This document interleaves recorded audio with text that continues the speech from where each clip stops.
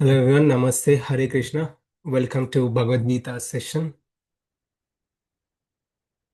We are in this 15th chapter of Bhagavad Gita, which is titled Purushottama Yoga. Purushottama Yoga. In the chapters from 13 to 18, Krishna takes a topic, classifies, takes a topic, and goes in detail. Whatever Krishna had spoken in previous chapters, he's gonna systematically teach. So 13th chapter, Krishna spoke about the soul and the nature of the soul, the body-soul differences, and why the soul is, even though the soul is spiritual in nature, it is getting bound into this material existence. The reason, Prakriti, material nature, and Guna. So the Guna, Prakriti Gunas, Krishna spoke about in 14th chapter. The gunas are three in nature: mode of goodness, passion, ignorance. They influence the soul and they also bind the soul into this existence. And the gunas can be overcome by the bhakti. Mamchayo vibhicharena bhakti yogena sevate sagunan samatiyetan brahma bhuyaya kalpate. Only by taking shelter of the God, by heartfelt devotion unto the Lord, one can overcome these gunas. And in 15th chapter, it continues where Krishna says, compares this material existence to be an upside down banyan tree. Hmm?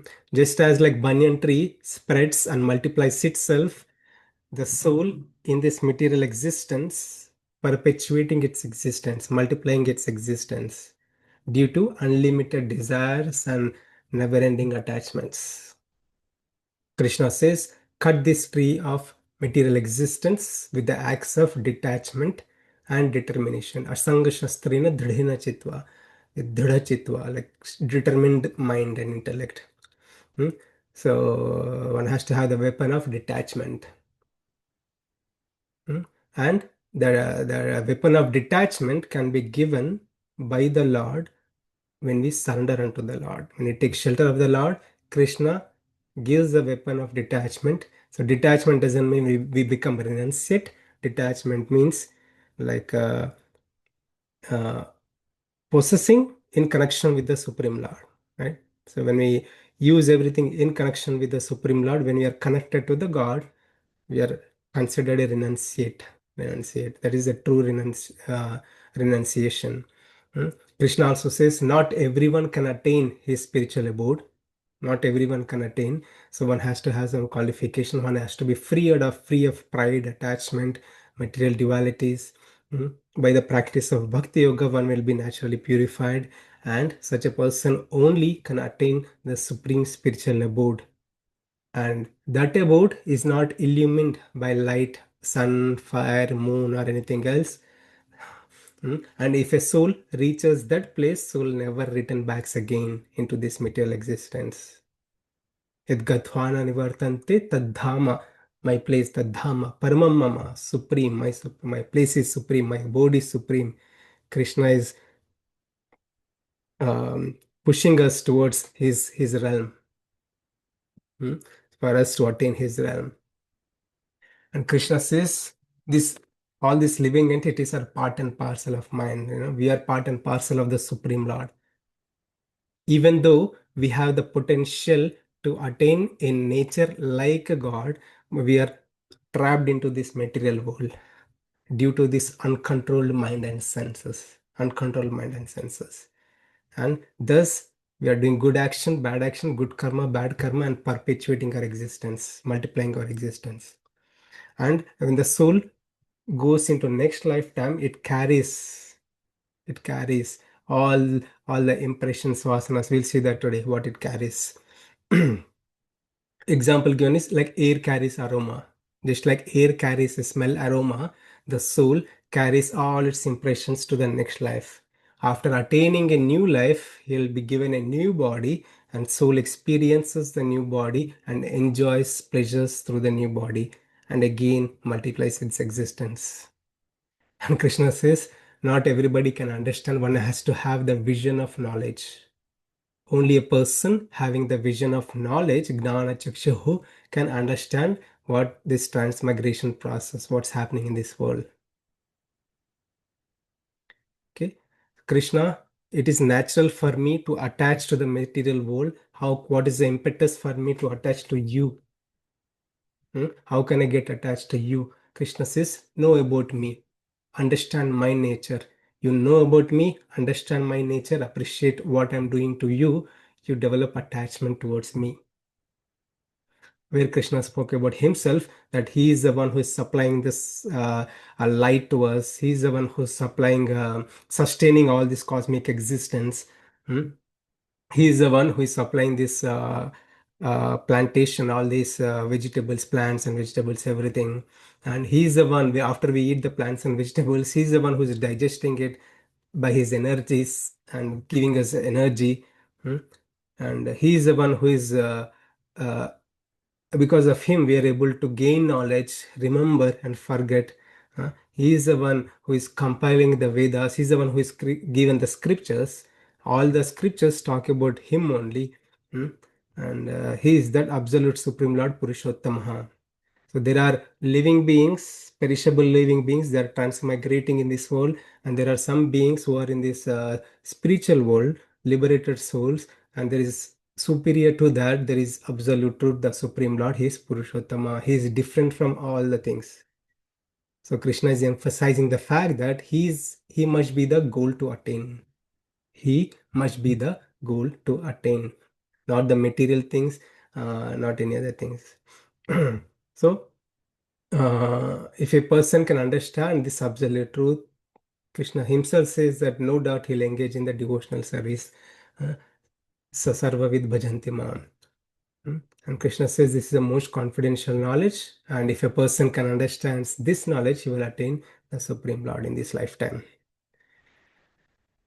So, essence of this chapter, few words: detached from matter and attached to Krishna, the supporter, maintainer, controller, and all pervasive Supreme Lord Purushottamaha. So we saw this in previous session. I'll do a recap of previous session. So this spiritual realm is like 3/4 of this existence. Material realm is 1/4 of this existence. And soul, when it goes into the spiritual realm, then soul will not come back again into this material realm. So that is the realm, the spiritual realm. There is no anxiety, no hunger, no fear, no old age, no death, no influence of three modes, no influence of time, no karma. It's all spiritual realm, divya lokam. Right? Then the material nature is temporary, which is dukhalayam. The soul has to transmigrate and see various things. As long as the desire exists, as long as the desire exists, the desires, unlimited attachments, soul has to transmigrate into this material world. It doesn't sound great, but that is a fact spoken by Krishna. So we did this 7 and 8 in our previous sessions. We'll do a recap of this and we'll do 8 and 9 and move on. So in the 7th verse, Krishna spoke about about the nature of the soul. Soul is part and parcel of the absolute truth. The example given, Mame Vamsho Jiva Loke Jiva Bhuta Sanatanaha. We are part and parcel of the Lord. We are eternally related to the Lord. Hmm. Just like a fire fragment is not different from the fire and gold fragment is not different from the gold, we soul is not different from the God. At the same time, we are not God. We are qualitatively one and quantitatively different from the God. We are not God. We are quite different from the God. So we went through this in detail in our last session. And verse number 7, Krishna says, yes, nature of the soul is like a God, but it is suffering with mind and senses with the tools. Right? When the soul takes birth, when the soul comes into this existence, he will be given a body, a material body. Okay, so that body is made of these tools. Hmm? Sense the tools by which we can understand, hear, see, hear, smell, taste, touch, and we can learn the things, right?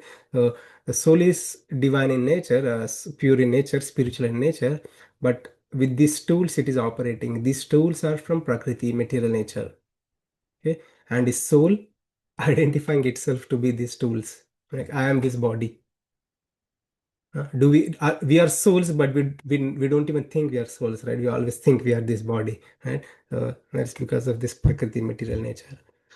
Hmm? And we also saw the pulling of the senses. Any one sense, if that goes out of control, that will ruin the entire life of a person. So we can see, we saw these examples of various species like deer, elephant. So deer sense of sound, uncontrolled he couldn't control these pleasures of sense of sound. Elephant couldn't control the pleasure to experience sense of touch. uh, and the fish couldn't control to experience the sense of taste, and that's okay that they get trapped into this. They see themselves to death, right? Similarly, we we are empowered with all these tools, sense of vision, smell, touch, and everything. So these are compared to like wild horses. They could go wild. Yeah, they could go wild, and this needs to be controlled and put into uh, control. Hmm. With our own strength we can do, or we can leave it to God, Krishna, by your causeless mercy, by engaging our senses. This is a previous session we did. So in engaging our senses in connection with the Lord, seeing the beautiful form of the Lord, hearing about the Lord, doing some service to the Lord, smelling the fragrance and tasting the prasadam of the Lord, or we could purify our senses, and the senses can be in good control.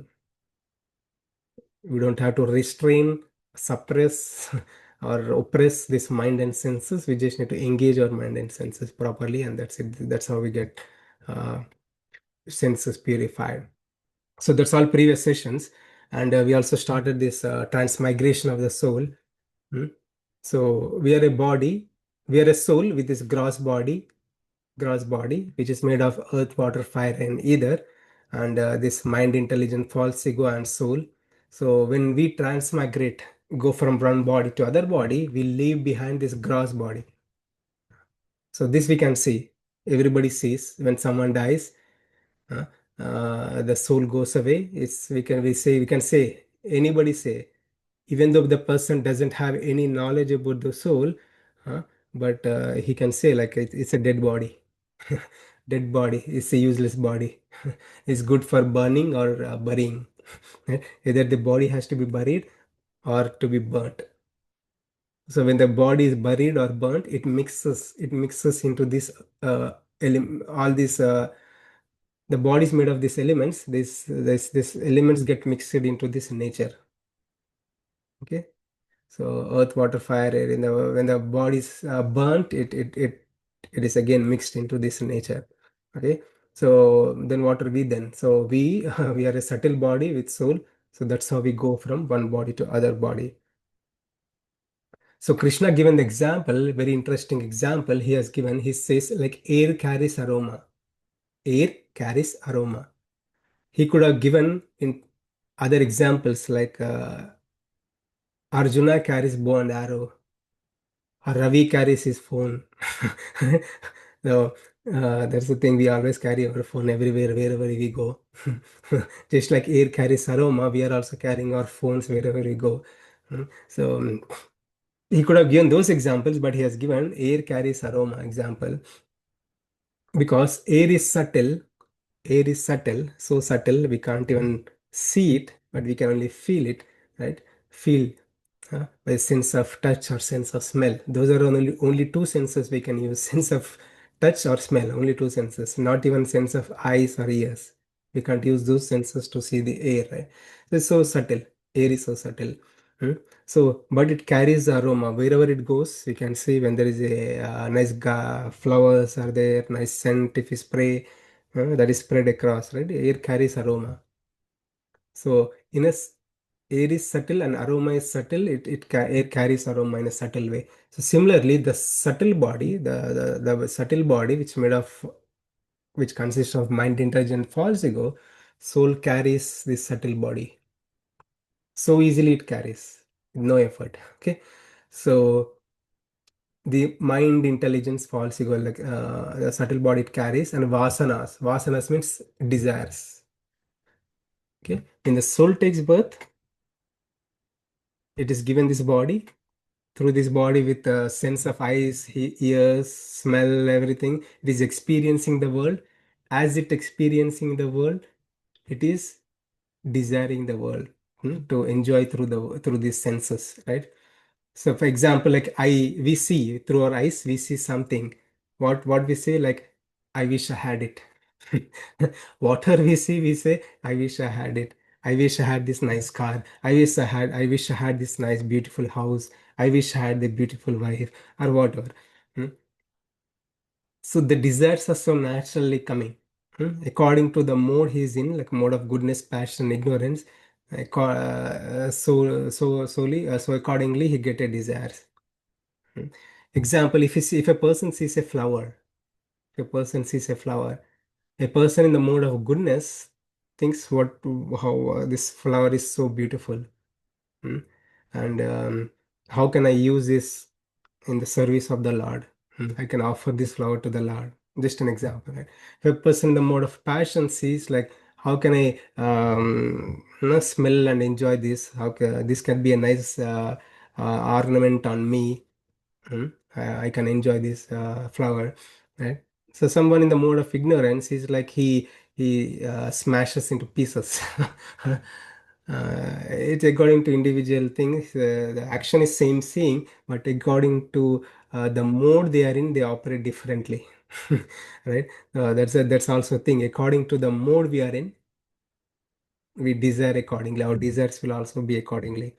So what are these modes? Mode of goodness, passion, ignorance, sattva guna, rajo guna, tamo guna.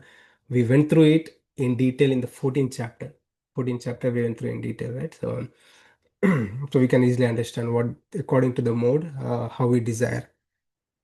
And samskaras, the mental impressions or habits, or eating habit, or living habit, or sleeping habit, or talking habit, or emotions, like angry, jealous, envy, all those things, they don't go away. They don't go away. Some people think like, they are all in this lifetime. When we die, everything is gone. No, nothing is gone. Or people say like, we come empty handed, we go empty handed. No, we come full handed with full baggage of karma. Right? Sanchita karma, the karma, karma, it's a repetition, but so we all know karma. When we do good actions, we need to experience good results.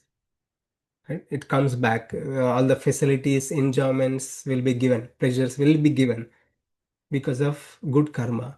What is good karma? Like selfless actions when you do, like helping others, serving others, right? Some volunteering services, yajna dana tapa karma, like following the rules and regulations of scriptures, hmm? And being a nice person. These are all good karma, like good karma. And we'll be given good facilities in this lifetime or next lifetime, in this material world, in heavenly realm, and so on. So bad karma, when we hurt someone, when we create problems to someone, when we are not following scriptures and all those things, we create bad karma. So we went through this in previous sessions also, right? So good karma, bad karma, as long as this karma is there, there is a birth. Karma is a cause of the soul's birth. He has to experience good results or bad results. He has to experience it. Okay? So all these karmas, all these desires, all these mental impressions, all our emotions, which have been carrying over from many lifetimes, they're going to continue in next lifetime also. We see we see in the small kids, like babies, right? So someone who says like, hey, soul is a brand new body. Soul gets this person is just born with a brand new body, and they don't carry anything. We can see in, if you take like 100 babies born, every baby is different. Every baby is different. Every baby's emotions are different as they're growing. Even though we put in the same situation, circumstances, or same family, as they're growing, their desires are different, their emotions are different. Some people are really uh, angry, their higher anger levels. Some people are jealous, envious. High levels of envious can be seen in the early stages. They fight for toys right? So this can be seen, like, this we have been carrying over from many many lifetimes. It is not this lifetime. Okay, it's not like a person is born with anger or a person is born with jealous.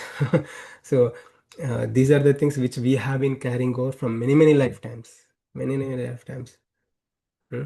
So as we take the next birth, how we lived our previous lives, not just this life, previous lives, all this will go in a subtle way, and these impressions we experience a new world. Okay, I know it sounds scary, but they don't think like there is no solution. There is a solution. Krishna also spoke about this, right? So, when your mind and senses purified through the practice of bhakti yoga, Krishna is the one who purifies our mind, purifies senses, purifies our emotions. These are by the practice of bhakti yoga, we can uh, transcend ourselves and purify our consciousness. Okay, and as I said, like, we go to next life with a subtle body, vasanas, desires, and samskaras, or impressions, emotions, and everything, and our modes also, some mode of goodness, passion, ignorance, that also will be carried in next lifetime. And the soul gets a body. Some people get tamasic mindset; they have tamasic mindset. Some people have rajasic mindset. It is seen any living being in this earth planet, they all have a rajasic mindset. It's clear, right? So yeah. And the karmas, past life karmas, unfinished reactions from many, many lifetimes we all carry. So it's not like we come empty handed, we go empty handed. No. We come with a big baggage of karma and all these impressions. And when we leave the body, we take everything. These are our assets. These are our assets. This is exactly the topic Krishna speaks in 16th chapter. Devasura Sampatti Vibhaga Yoga. Deva Sampatti, Asura Sampatti. Deva Sampatti, like divine nature, divine attributes, divine qualities. Asuric Sampatti, like demonic nature, demonic attributes, demonic qualities one would cultivate in this lifetime. So they all go. They all go. These are our sampattis. Again, the point is we have to empty our bank balance, karma balance. We have to empty our all these negative mindset, thoughts, or impressions, purify our consciousness in this human life. So, verse number 9, we didn't do this verse 9. So, what Krishna talks about after taking the body, after taking a new body, right? So, Mami Vamsho Jiva Loke, soul is part and parcel of the Lord. But soul is struggling, soul is experiencing the world with mind and senses. Hmm. And after take soul is carrying this mind and senses, impressions, vasanas, desires into next lifetime.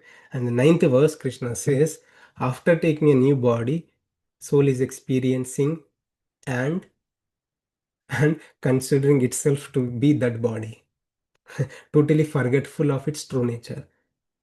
Soul is a part and parcel of the Lord. Soul has a potential to attain nature like God, totally forgetful of his nature. When the soul is put in a tiger body, it behaves like a tiger. Hmm? It eats all the meat, and what tiger does, right? So when a poor soul is put in a dog body or cat body, it eats Costco food and all this food from big stores. Right? So, soul is put in a fish body, different body. The soul is identifying itself to be that body. Soul is totally forgetful of its nature and identifying itself to be this body. I know this is quite philosophical, but I think this is something we need to learn. This is something we need to learn. And because this is from the scriptures are meant for humans, basically.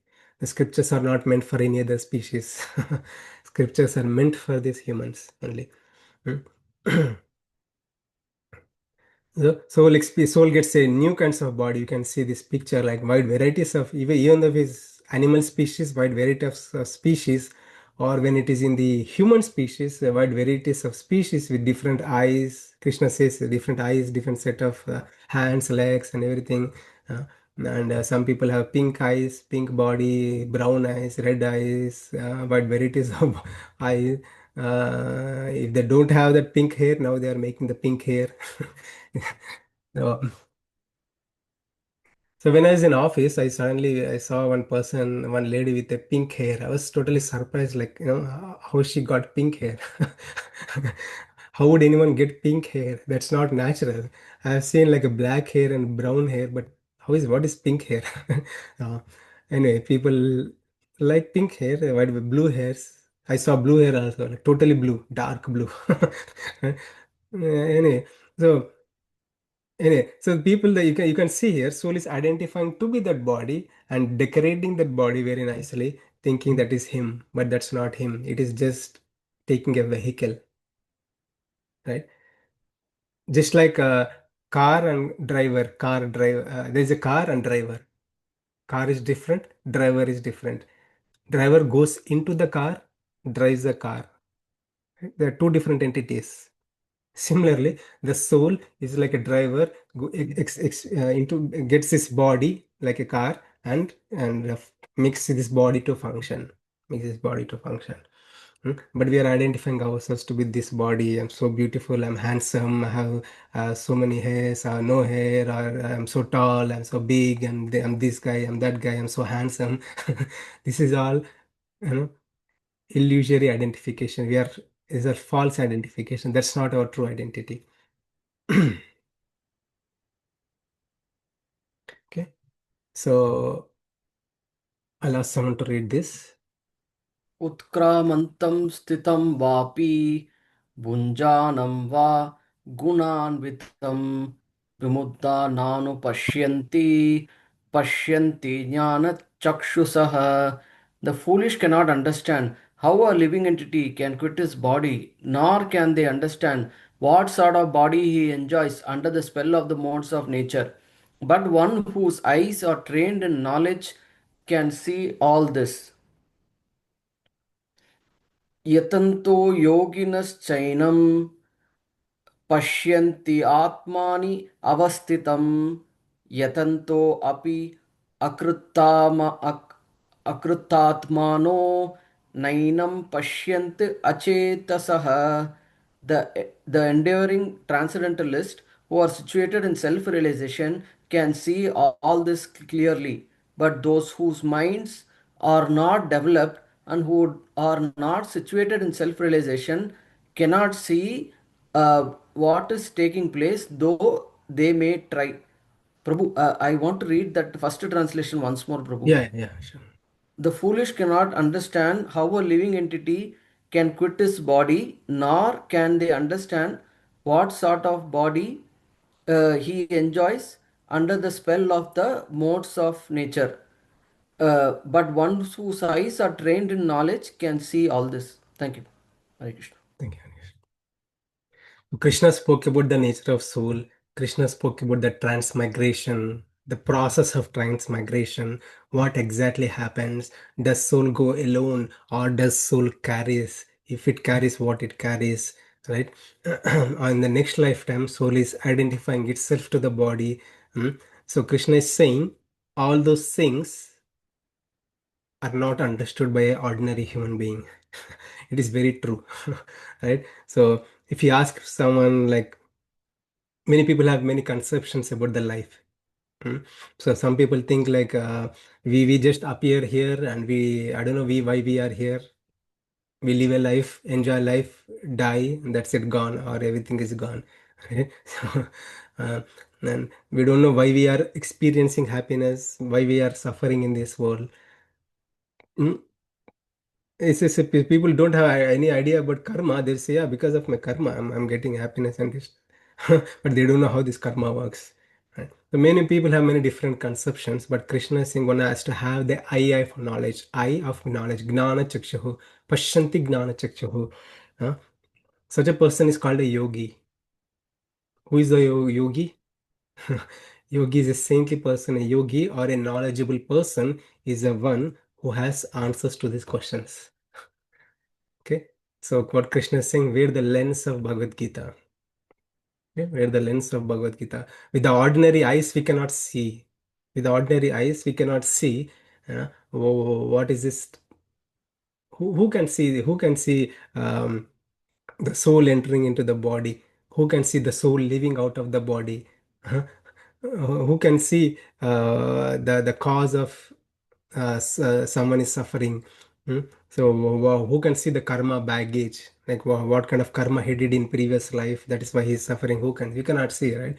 So when we see, or we can see when we gain the knowledge of Bhagavad Gita, when we wear the lens of Bhagavad Gita, right? People like to wear the lens nowadays, like it's very common. In the previous ages, people, if they have eyesight or anything, like there is no lens maybe. Our now generation is going, people are wearing spectacles like glasses for different sight, one two three different points, I don't know that points, but people wear the spectacles. And now it's more trendy that people are wearing just this lens, like, the lens on the eyelid. Mm, to see, same thing, the vision is same. What they are doing with glasses or this lens or anything, there is seeing. The vision is same, but seeing through an instrument. Through an instrument. The instrument changes the vision.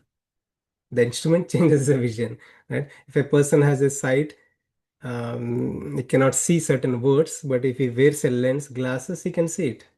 The vision is same, but it is empowered vision now. It is empowered vision now. Right? The same thing what Krishna is saying, you wear the lens of Bhagavad Gita all the time, all the time wear it. Okay, so then we know what is birth. If a soul takes a body, we do baby shower ceremony. We attend baby shower ceremonies, and we go and see the babies. uh, we say like, oh, nice cute baby, with the beautiful eyes, beautiful ears, beautiful nose. uh, but if we wear the lens of Bhagavad Gita, we can see it is a soul. It is a soul coming into existence, coming into existence because of some karma, good karma, bad karma, whatever the karma. It is God's arrangement. It is God's arrangement that this soul came into existence and has taken this body, has taken the body. Hmm. The birth can be understood. If the soul leaves the body, that is called death, right? Krishna spoke in second chapter. Soul leaves the body, that's called death. Huh? People cry, lament so much. It's natural. I know it's very natural. After the death is very natural. People cry, but when you see through the lens of Bhagavad Gita, it just soul is going to another body. Soul is going to another body, right? People will say rip, RIP, rip, rest in peace, like text message and gone, right? So I think it varies, depends on, like, if a person is very close to me, then I lament, I cry. But if a person is not so close to me, yeah, I just know him, I heard about him, I just like RIP, rest in peace, right? Rip. We just send a text message. Mm. But when you see through the lens of Bhagavad Gita, we can understand clearly, like, what is life, what is death. It's like soul is leaving the body. Now soul is going to another body. Mm. It's not rest in peace means it's going somewhere and having the peace life. We use the word RIP, rest in peace. Doesn't mean that soul is going to a place where it's peaceful. We want the soul to be in peace. Yes, that is true. But we never know. We never know. It may go into the heavenly planets. It may go into the hellish planets, suffer there, right? So we want, at least we want the soul to be happy wherever it goes. So we can understand the birth and death of the soul. Why does soul take birth? When you see through the lens of Bhagavad Gita, it is karma, because of karma. Hmm. And how and why the living beings are influenced by three modes. Every soul, every living being is influenced by three modes: mode of goodness, passion, ignorance. Right? If a person is living a lifestyle, if a person is behaving in a certain way, we all know how, what are three modes, how these work from 14th chapter, right? So we could see ourselves, it's a mirror. These three modes are like a mirror. We could see ourselves, we can see our children, our family members, our friends, or anywhere. The influence of three modes can be seen in those people, right? So, through the lens of Bhagavad Gita. If we don't wear the lens of Bhagavad Gita, we don't even see those. We don't see empty those. If a person is like totally frustrated, irritated, totally confused, disturbed state of mind, it is a symptom of rajas. He has extreme rajas levels. Extreme rajas levels. We could see in ourselves. I could see in ourselves. We need to work on it. If you see in others, and then you can help them, right? So But if you're not wearing this lens, so-called lens of Bhagavad Gita, then there is no way we could diagnose ourselves, right? If a person has a disease, the disease need to be diagnosed mm, by various symptoms. And so this is the thing. So when we wear the lens of Bhagavad Gita, so we can understand the influence of three modes and why does the soul suffer in this material world? What is the cause of suffering in this material world can be understood. What is the cause? Again, karma. Right? As long as karma is there, good karma or bad karma, good karma he has to experience pleasure, bad karma he has to suffer. So that's called karma. So what is material world, spiritual world? Krishna spoke about it. Uh, so we know only one world. If you're not wearing the lens, we see only this world, or this Earth planet. I don't know, somewhere in the universe. There is a universe. Something is happening. I don't know. Early morning, I'm getting up from the bed. I'm brushing my teeth, going to office, eating, sleeping, done. Right? So, that's not the. I mean, that's good. We all do that, but that's not the only purpose of human life. Right? Human life is a special prerogative. It is given with a purpose, with a purpose, with a purpose and a reason. Right? The whole purpose is to understand answers to this question and wear the lens of Bhagavad Gita and answer this question. If we can answer this question, we are considered a yogi. We are considered a yogi. And if you know the very important thing is the means to attain the Supreme Lord. Hmm? Bhaktasu ananya sakya ahameva vido arjuna gnatun drishtancha tattvena praveshtancha parantapa. 12th chapter Krishna says that only by the practice of bhakti yoga mam chayo avyabhicharena bhakti yogena sevate. Bhakti yogena sevate. When we take up the practice of bhakti yoga, then we can that can be a means to attain the spiritual nature, right? So human life is meant for this, knowing answers to these questions. I know it's philosophical, but of course, it's a knowledge to be gained. Mm.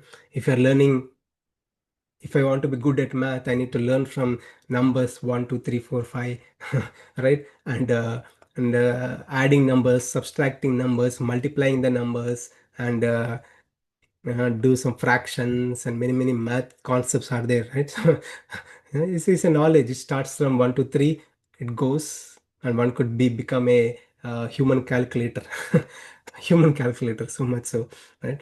Um, uh, but more importantly, we need to learn the answers to this question. These are five truths one must be learning, and these are the important things one must learn by which we can attain the Supreme Lord. Okay, so life lesson were the lens of Bhagavad Gita to perceive the world. So that completes the first two topics. Detach from Supreme Lord, elevate to detach and surrender to elevate from material world to spiritual world, and transmigration of living beings. Now we are entering into the another beautiful section, that is knowing the Supreme Lord, our true shelter. So to understand this another set of verses, we need to learn about uh, some context from 10th chapter. Okay, Krishna speaks about himself. I am this, I am that. If you say anything, it is because of me. Right? Um, Soul in this material world, soul, if you see soul in this world, right? Perceiving the material world with unlimited desires and attachment, living in this material world, mm, and trapping himself into this material world. mm. But as long as soul has this propensity to experience the world, it will be like this forever, right? But when the soul shows interest, develop attachment towards the Supreme Lord, it attains the Supreme Lord. But while living in this world, how do we experience the God? Krishna spoke about that God is so much integrated into this material existence. Whatever we see, we can see the presence of Supreme Lord. Hmm? That was a mindset of Prahlada. Prahlada. If wherever he was seeing, whatever he was seeing, he was experiencing the Supreme Lord. Okay, so with this context, I mean, when we are seeing the things, we could appreciate the Supreme Lord, not just get tied up in the material world. Right? So that is Krishna says about his vibhutis. It is his vibhutis. If a person has nice mathematical skills, computational skills, that skills is Krishna's vibhutis, is empowerment. He takes a person, empowers, because of that empowerment, he could be a human calculator. Right? If a person um, desires to be a king of or the president of some country, right? That those abilities to become a president, it is coming from God himself, and his vibhutis, Krishna says. So these are the examples. Okay, allow someone to read this. These are beautiful verses. Krishna is the source of light. Yat aditya gatam tejo jagat basayate akilam yat Chandramasi yak chagnau tat tejo vidhi mamakam. The splendor of the sun which dissipates the darkness of this whole world comes from me, and the splendor of the moon and the splendor of the fire are also from me. Thank you, bro. So we are the soul, part and parcel of the Lord. We are in this material world, getting trapped ourselves, developing attachment into this material existence. Right. So we cannot see ourselves as a soul, and all we see is material things. Right. What Krishna is saying is about his vibhutis, how much God is doing to us when we gain the knowledge, when you know the knowledge, when we gain the knowledge about the Lord, understand the greatness and glories of the Lord, who God is, we develop attachment towards the Lord. So the whole thing is like to develop attachment towards the Lord. That makes us a natural detachment from the Lord, right? So Krishna speaks about himself, and how is maintaining us. He becomes a master, and he's maintaining this whole existence. So the few things he says. So you can see here. Tattejo Vidhimamakam. Tattejo Vidhimamakam. That effulgence. Aditya. Aditya means sun. We have Aditya here. So Aditya means sun. Okay. Ravi means sun. Aditya means sun. The sun, just like the sun, is what sun does, dissipates the darkness of the whole universe. As long as there is a sun, uh, there is a life in this world, right? And the fire, the moon and fire. hmm, Moon has its abilities, it can do certain things, right? So it is because of Supreme Lord. And fire is nature. It could give light, it will burn, right? So fire is also needed.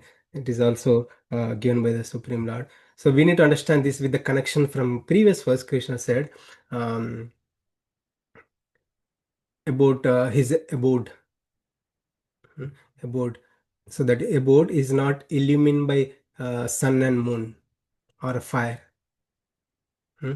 So natad bhashayate suryo na shashanko na pavakaha.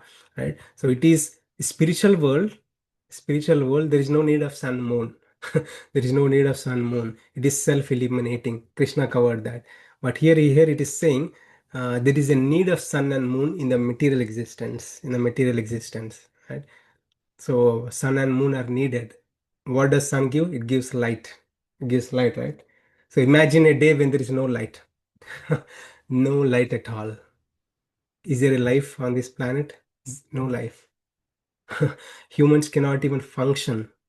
Hmm. The how much it is doing, right? The sun, even though it is one place, it is too far away. It's too far away. Very far away. And even though it is at one place, it is illuminating this whole Earth planet. Whole Earth planet is lit up. Huh? So we can see sunrise to sunset, how much light is there? How much light is there? Right? So it is not just this planet, any planet. Okay, any planet in this universe. It's all in the universe, only one sun that illuminates this whole existence. Right?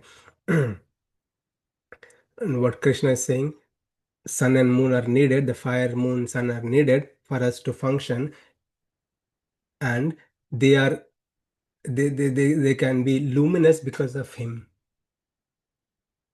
The effulgence of sun. A sun is not SON sun, SUN sun. The sun is effulgent. The energy of the sun is coming from the Supreme Lord.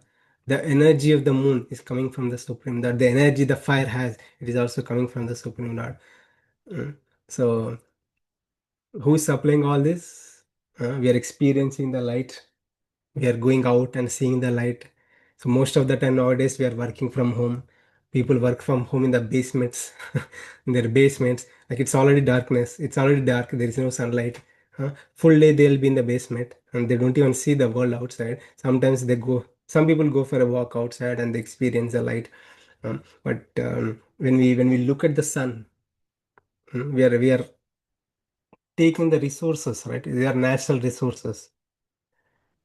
See, we are paying various bills. Hmm. When we take the energy, like electricity, what is electricity? It is a transformation of natural resource. It is a natural resource. It is a transformation of natural resource given to us, and we are paying money. Huh? What is water? Is government manufacturing water in the labs or anything? No, it's a natural resource. It's a natural resource. Just government is just accumulating or putting together and sending through pipes to our home, and we are paying money for that. The natural resources we are consuming, we are paying for them. We are very thankful to the government. We are thankful to the people who are supplying all this water, but who is actually supplying us? Who is providing all this to us?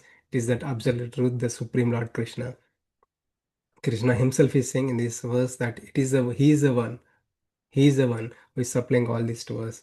Without him, there is no life at all. Hmm? There is no life at all. So just like if you see a design, there is a designer. If you say there's an example is if you say a phone, who manufactured this phone? There is a designer who manufactured, who designed it, who ensured the proper placement of the chips and everything so that the phone functions very nicely, right? So intelligent designer. There is an intelligent designer who designed it, and we are experiencing the phone. And this is a product. So same thing, if there is a product of sun, the moon, and fire, if we are experiencing it, right, those are very much valuable to us. There is an intelligent person who has designed it and who is supplying to us. That is absolute truth, Supreme Lord. Hmm? So Krishna also spoke in the 10th chapter, Yadhyad Vibhuti Mutsattvam Srimat Urjitam Evava Tathatevava Gachatam Mama Tejumsa Sambhavam. It is because of Mama Tejumsa Sambhavam. It's because of Krishna's energy, splendor. It is possible. Okay, so we'll do the next verse, 13. गाम् आविश्य च भूतानि धारयामि अहम् ओजसा पुष्णामि चौषधिः सर्वाः सोमो भूत्वा रसात्मकः. I enter into each planet, and by my energy they stay in orbit. I become the moon and thereby supply the juice of life to all vegetables. Thank you, Prabhu. So two things Krishna is saying here. Okay, the one is he enters into this existence. In the previous verse, what he said, he's talking about himself, how he's sustaining this entire creation. He's the one who's source of light, moon, and fire. He's supplying those things to us, and he's sustaining this entire cosmic existence. He's entering into each planet. The God enters into this cosmic existence. He's surviving, sustaining this entire cosmic existence, and he and also Soma Bhutva Rasatmakaha. And he is also saying he becomes the moon and supplies the juice of life to vegetables, plants and vegetables, herbs. Hmm. So are those needed for us? Yes, right. For us to eat something, we need vegetation, the plants and everything. Right. So Krishna is saying he's the one who is supplying. He's the one who's supplying. We only see the grocery store who is supplying to us. We say like if someone sells for less price, if one store sells for $5, other store sells for $3, we say, "How wow, this store is so great." Everybody goes to the and glorifies that store, because they're supplying products to us in a less cost. Hmm. That external view, that is only the external view, but the real reality is it is the God who is supplying this to us. Maybe someone is selling to us, but there people are selling the light, people are selling the fire, people are selling this all the natural resources, people are selling the natural resources, all the vegetation, everything, right? So it's all actually in fact provided by the Supreme Lord for us to survive and sustain. Right? So Krishna spoke about this in the 7th chapter itself, right? About how he sustains. Hmm. If you see, I mean, From our material vision, all we see is this earth planet is there. I'm sitting here, I'm living a lifestyle. I know NASA talks about there is a sun, all these planets, they are lined up in a certain way. uh, I'm not that person, but if we study something from the science NASA says, like, we could understand this. What Krishna is saying is a unique thing. That Krishna is saying is, if you see anything is in the orbit, all the sun, planetary systems, and everything, it is because of him. It because of him. Krishna, matta paratam na anyat kinchidasti dhananjaya mai sarvamidam protam sutriva manigana iva. Krishna gave an example for us to understand how he sustains this entire creation, entire existence. The example was a pearl necklace. You could remember this pearl necklace. So the pearl necklace, we can see all these are lined up and tied up through this so-called a thread. As long as there is a thread, they are together. When the thread is removed, they'll be here and everywhere, right? So they cannot be together. Hmm. That's what Krishna is saying. If you see the planetary systems, they are in the orbit, they are in existence, right? They are doing its function because of him, his energies. They stay in orbit. This Krishna is saying they stay in orbit because of his energies. The example is pearl necklace. So God is someone who is pervades into a material existence, and he ensures everything is functioning. I become the moon and thereby supply the juice of life to all vegetables. I did some reading about this one, right? How the moon and the vegetables, they are related. Uh, so we know, like, the for the plant to survive, it needs the sun, right? It's like the sun and many things, right? So but there's a connection. What Krishna is saying is a traditional practice. I did some reading about this. It's a traditional practice that farmers, they use this moon planting. It's called moon planting strategy. So they use this to cultivate these farms and everything. So uh,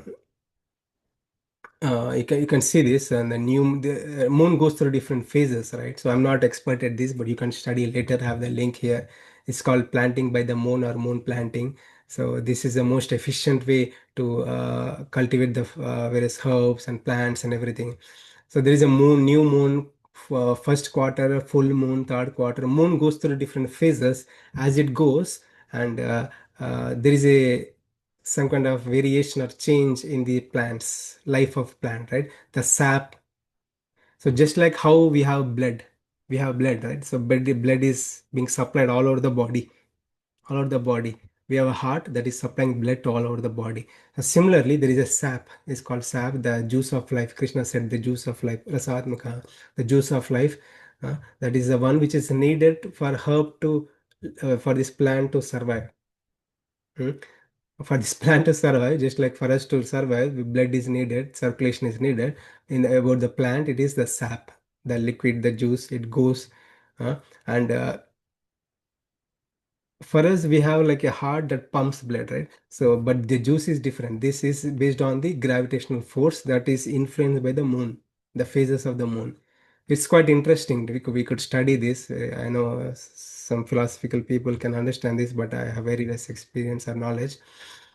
The sap moves downwards. In some phases of the moon, it goes upwards, and sap accumulates, right, in the stems. So that is the time it's good for harvesting, and the sap begins back to the root. So that's the time for rooting and all those things. So sowing seeds and everything. So there are different times. It's called moon planting. Okay, entire thing is called moon planting. According to the various stages of the moon, the farmers use this strategy to this thing. So there is a relation. What Krishna is saying is also scientifically proven, right? So it exists. The Krishna is saying he becomes the juice of life. He becomes the juice of life for even the plants to grow, plants to grow. It's God, you are inconceivable. All we can say, God, you are inconceivable. We can't truly understand who you are. Right? So you are saying many things about yourself. In here you are saying you are sustaining the entire cosmic existence, and here you are immediately you are saying, and you are the cause of vegetation. You are the one who is supplying juice of life to all these vegetables and everything. We know, take the plant, we eat the plant, we don't even appreciate you, my Lord. Yes, right. So we experience this cosmic existence. We eat the vegetables. We don't even truly appreciate. mm. So Krishna is saying he's the one who's supplying because of him. So from external material point of view, we just see grocery store and buy things and eat it. But when you see through the lens of Bhagavad Gita, we can say it is a God who is supplying everything to us. It's because of him. Yeah, these are being supplied. I'll take 2 more minutes and end this session. Krishna is speaking about himself is truly inconceivable, huh? But he is easily accessible. Hmm? The inconceivable Lord, who is in the spiritual world, in the spiritual realm with his eternal associates. When we go there, we can be there. God is there. God is also in this material cosmic existence. He is the one who brings forward these universes. He also said, right, in 7th chapter, 8th chapter, he's the one he enters into this cosmic existence, individual universes. He becomes a super soul of the universes.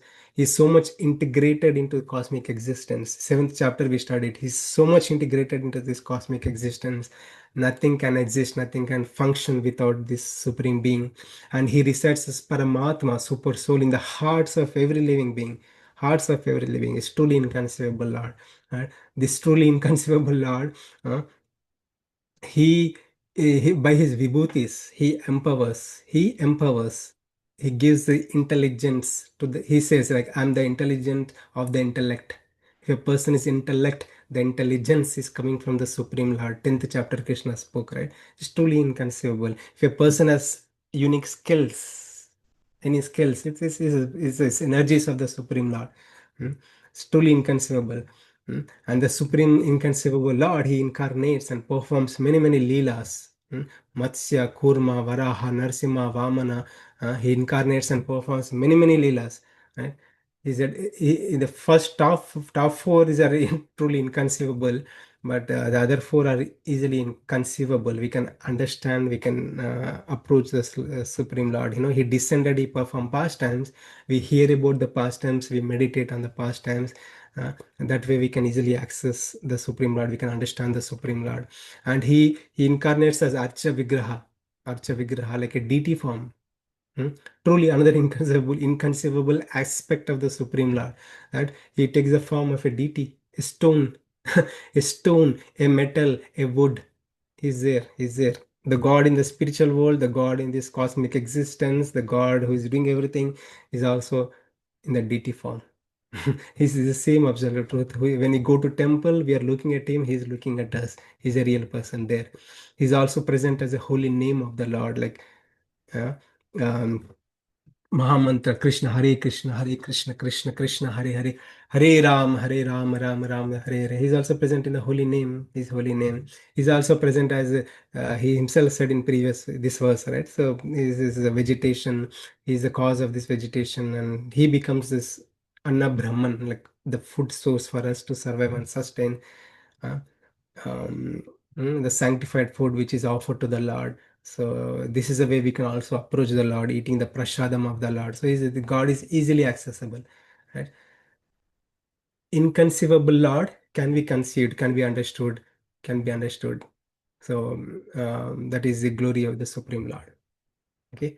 More we I if I speak so much about the soul transmigration, it's so boring to hear. But when we speak about the Krishna God and his qualities, his nature, his leelas, so relishable, so relishable. That's what is Bhagavatam about, right? So it's so easy to understand, and we can experience that as we hear about the Lord. It's so natural, we get attracted to the Lord. Okay, so I'll stop here. Thank you all for attending the session. If you have any questions, thoughts, sharings, we can take now. Thank you. Hare Krishna.